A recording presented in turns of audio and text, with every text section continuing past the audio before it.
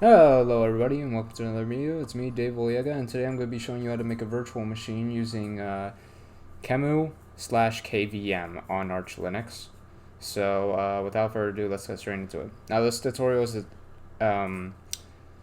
already expecting for you to have the application qemu and kvm installed. I'll show a video in the description if you haven't already done it to a very nice creator. So without further ado, let's get straight into it. And I'm going to open up the application KVM or Virtual Machine Manager. And I'm going to create a new virtual machine up here. And we're going to use local install media because I already have the ISO image already installed on my device. Now, if you do want to have if you are wondering how to install ISO, I'm going to show you right now.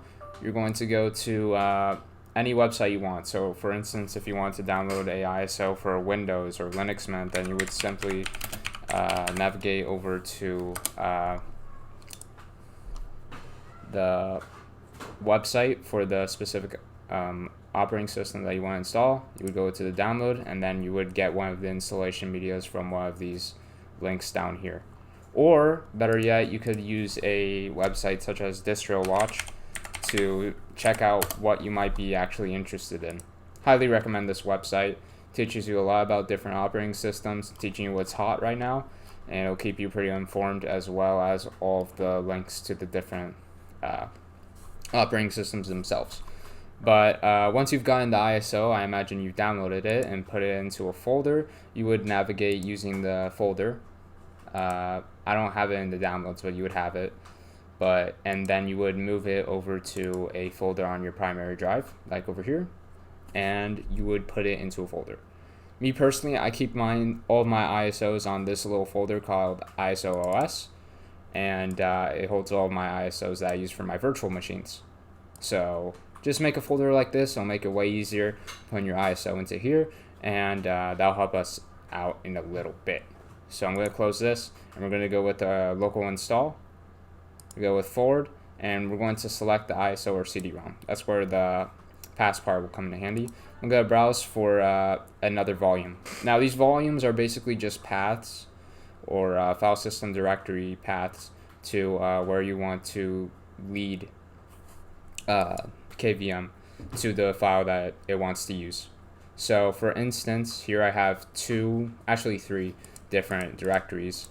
This is the default, and the ISOs, and the VM pool. We're going to use this a bit, but the ISOs are important. So here you would add a pool, you'd call it whatever you want, and you would change the target path to wherever you would have the ISOs. So for instance, I would navigate using home, I would go over to ISO-OS, and that would be it.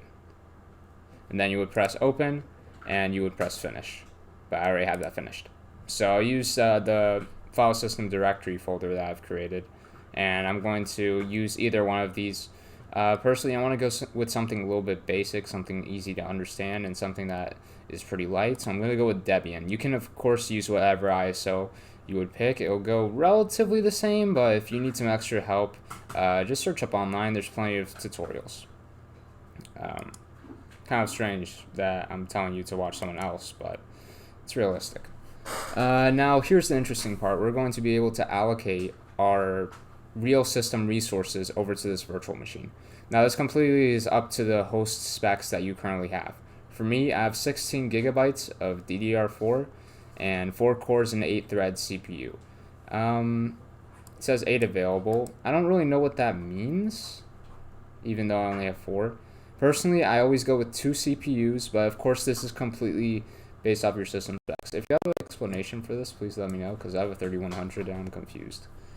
But how you would check that is that you would go over to the web, like on the web, you would ask, I would use something like fast fetch, take my system specifications, so Ryzen 3 3100,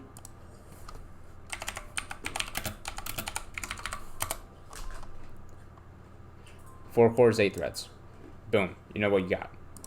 You could also use fast fetch to also check out the amount of memory that you currently have installed on your system pretty easily. So for instance, I have 15.4 gigabytes of usable memory. The other half is used for system processes or like needed and can't be used. Yeah. Okay, so personally, I like to have my virtual machines running off 4 gigabytes. So you might be wondering why this is an uneven number, and that's mostly because memory is a bit weirdly categorized. If you want to look more into that, I implore you go check it out. But basically, 1024 megabytes is equal to 1 gigabyte, and so on multiplication. So 4096 would be equal to 4 gigabytes. I just like to keep it like that. And I'm going to stay with 2 CPUs. I'm going to press forward, and now is a really important part. We're going to select or create a custom storage. I'm going to go with this option right here. I'm going to select it, and I'm going to go with the VM pool that I currently created. Now this is basically the same as the ISO, but this is just a folder on my system that I've set up so that I can keep the files of the virtual machine. So yeah, it's basically the same. We're just going to add a volume to it, and we're going to name it Debian12 underscore VM.1. Keep it in the format of qcal2. It's the default unless you want to use raw for whatever reason. And you can change the capacity. Personally, I always go with 25 gigs for these smaller VMs, and I'll finish it like that. And we're going to choose this volume that we created within the directory, and we can press forward. This has nothing to do with it, by the way. By the way, if you're enjoying this video so far, just let me know in the comments, and I'll greatly appreciate it. We're going to keep the network selection down to the default NAT. I find that to work just fine for my purposes. You can change that if you want. Let's go start creating a virtual machine, and we're already in the graphical install, so I'll just go with that. And boom. Now, I basically have no time to talk about anything else, because it's just a standard install, but it's very quick. We're just going to go with all the basic American stuff. Yeah. By the way, virtual machines are completely kept off from your system, so if you're interested in tinkering around and messing stuff up, then a virtual machine is a great place to start off. Or even if you want to try out stuff like let's say you want to try out an application that's only usable on another operating system, you can use this. Or if you just want to test out different operating systems, this is a great way to do it safely. We're going to name it... now, this is completely up to me. Remember, just do your system however you want.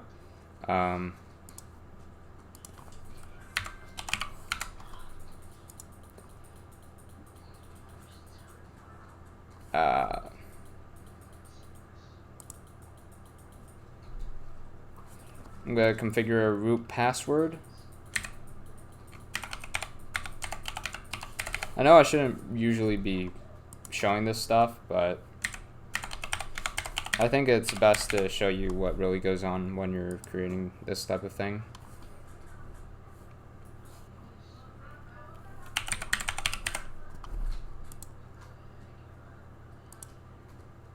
Good password.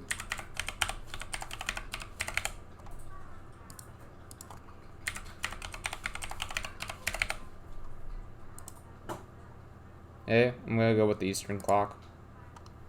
It's going to detect my disks, and it's going to partition the disk correctly. We're going to go with guided use entire disk. You can partition the disk however you want. And we're going to go with the 26.8. Kind of strange because I selected 25, but I might have been wrong. So I'm just going to go with what's available because it should automatically be correct. I'm going to go with all file systems in one partition, and I'll finish partitions. The great thing about this is that you can literally change whenever you want. So if you're not fine with something, or if you want to revert, you can low-key just like delete the VM. Or better yet, I'll show you something else in a little bit that'll be even more interesting. But I'm gonna let this install and bring up another subject, that this is not using my graphics card. So, for instance, if I were to use fast fetch on the terminal in my host operating system, which is Arch Linux, you would see that I've been using the computer for 3 hours, and also because I am currently using an RX 5700 XT. The virtual machine does not use this. In fact, it uses something else. So there's something called GPU pass-through, which is going to make sense in a little bit. So somebody's having a problem with a NVIDIA GPU where they need to run Photoshop for work reasons. And he's using Pop! OS, and he doesn't want to use something. He wants to know how he wants to pass through 1660 Ti to qemu KVM so that he can use Photoshop because the GPU isn't working. And there's going to be a tutorial for this over here. I'll probably leave this in the area down below, but it's not using you're going to have to do some work to get your graphics card onto the virtual machine if you want to do something specific with the virtual machine that requires you to use a GPU. But with that out of the way, it's going to find the label.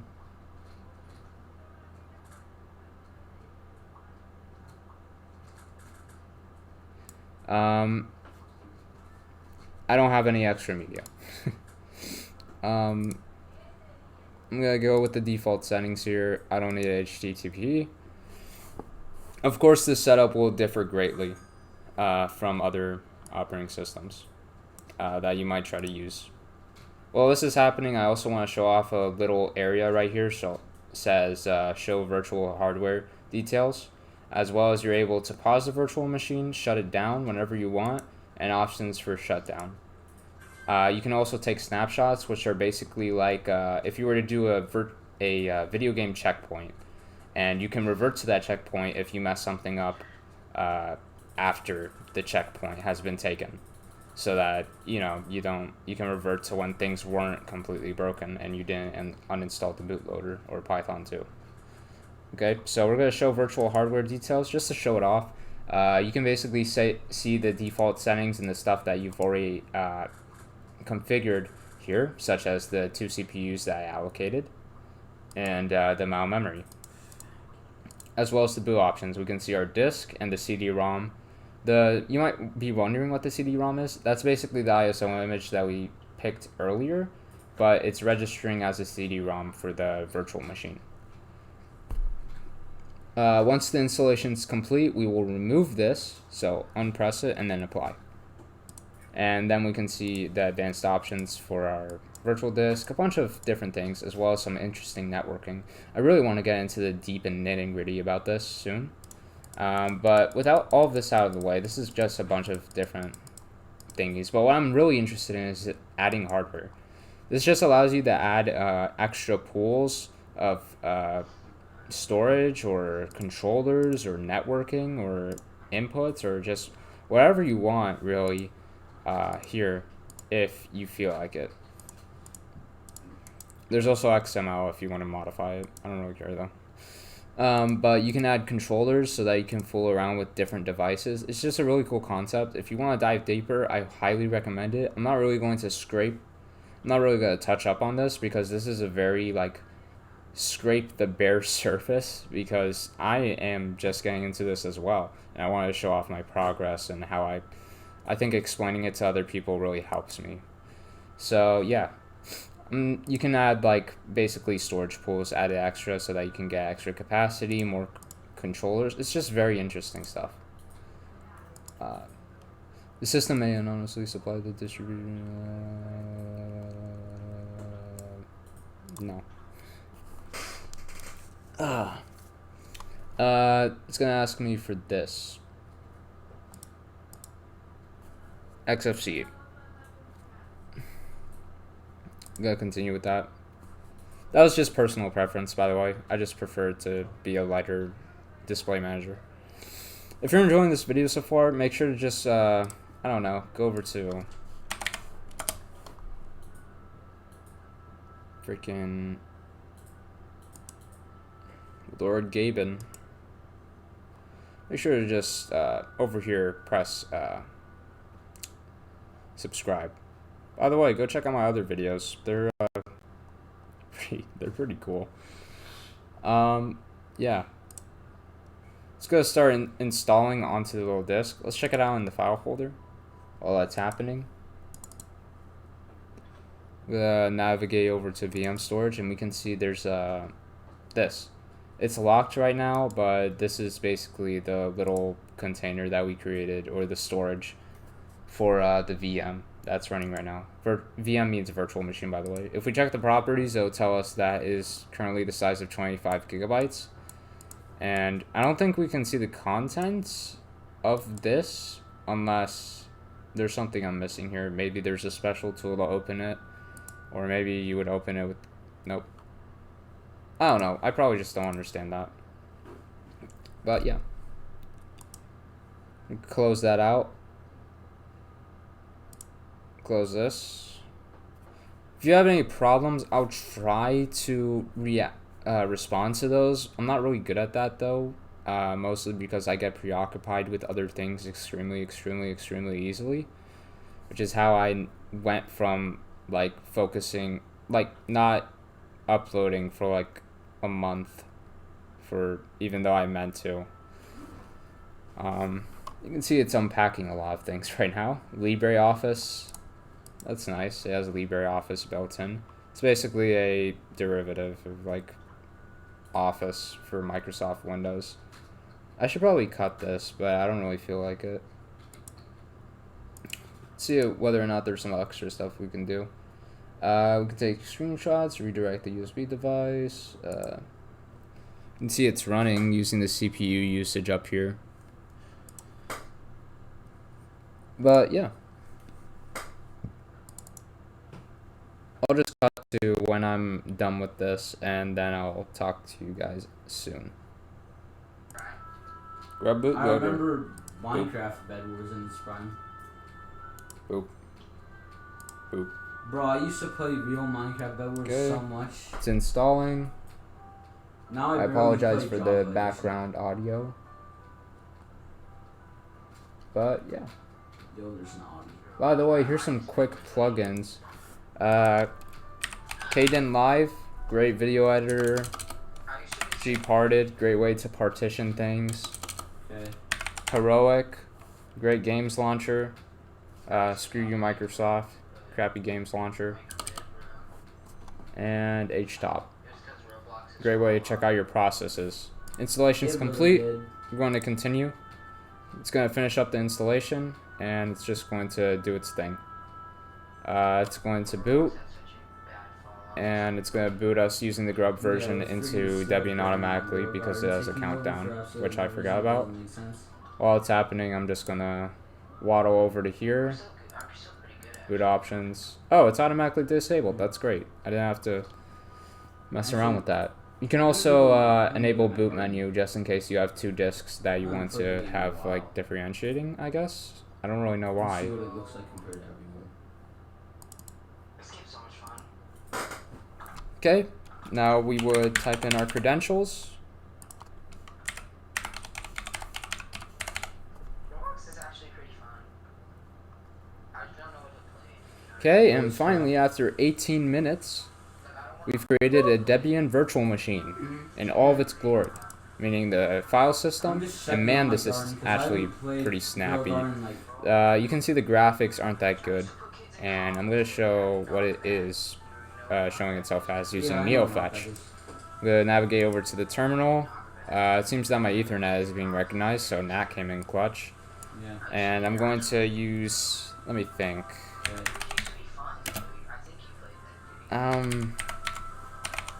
What the hell is this? Let me see if I remember how Debian works.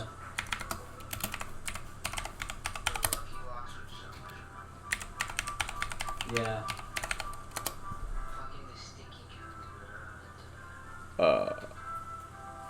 Can I just say sudo apt install? Bro, my older brother swears in front of them all the time, and for some reason they don't do anything to him. What? How do I do that? Yeah. Do I just have to say sudo? Hello? Do I have to say su? Aha! Yeah. Aha! That's how I use sudo. Okay. Okay, I'm now in sudo, so That's weird. technically I could say, well, I'm already in Where's my sudo, code? so okay, I just say apt get install What the heck? and then upgrade. You hear me? Yeah, I can slightly hear Command not found. your butt. I mean, it didn't even do I gotta anything. figure that Like, you out. don't know Okay. In my defense, I don't use Debian, or I haven't used a Debian distro since Linux Mint. Yay. I'm going to allow it to install things. Just give me a second. Bro, back in my bed, which part am I using? I'm going to use the neofetch command now that I've Yeah. downloaded it. I don't really And know. if we Just, look like, down still here, running around, but we can see GPU is a 0.01 Red Hat Virtuo 1.0 GPU. Cool. It's basically just a virtualized version of my graphics card. Well, not really. It's a bit more complicated than that. I'm not going to dive into it. I highly recommend that you do, but I don't know. I don't even understand this. What I guess is happening is that it's just using my current graphics card to only do the display part, but not really much else, if you catch my drift. Well, you probably don't. I don't really have a good way to put it into terms, but basically it's not passing through the GPU, and you have to put a little bit more work into seeing that you're properly using your graphics card in the virtual machine. Yeah. Okay. We can see the hosts, different specifications, all great stuff. And now you can do, to your heart's delight, all of the terrible things you've been wanting to do to your host operating system without causing any permanent damage.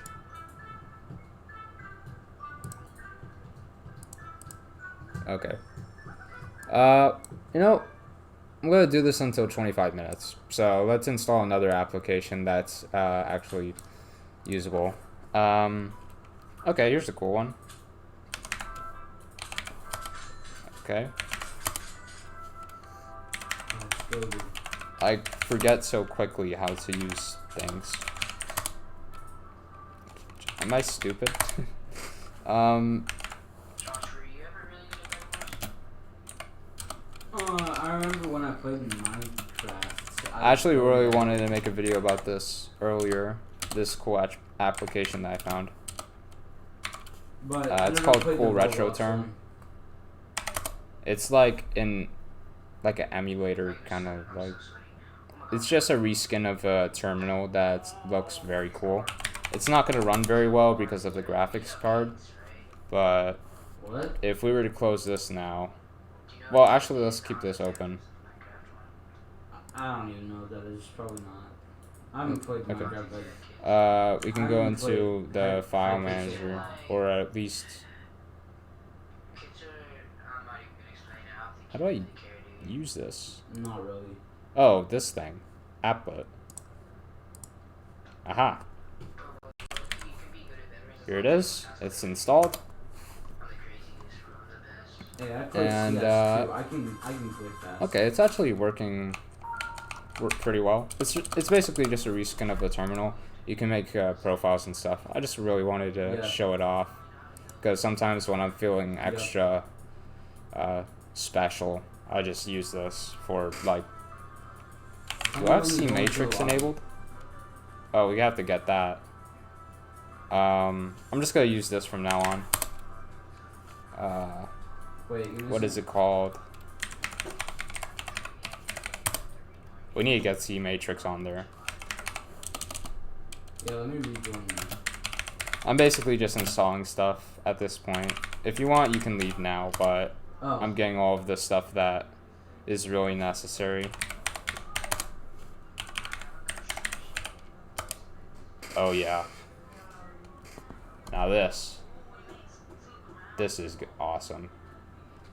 Okay, as we near the 25-minute mark, I just want to thank you for making it this far. I'm really watching this video because I've been wanting to make it for, about a month now. And yeah, that's how you create a virtual machine. If you're having any problems, well, not really problems, I'm a beginner, but if you have anything to say, problems or whatever, you can just let me know. I'll make sure Cool. to check them out now and then. But yeah, have a good day, and I'm probably going to see you in the next one. See ya.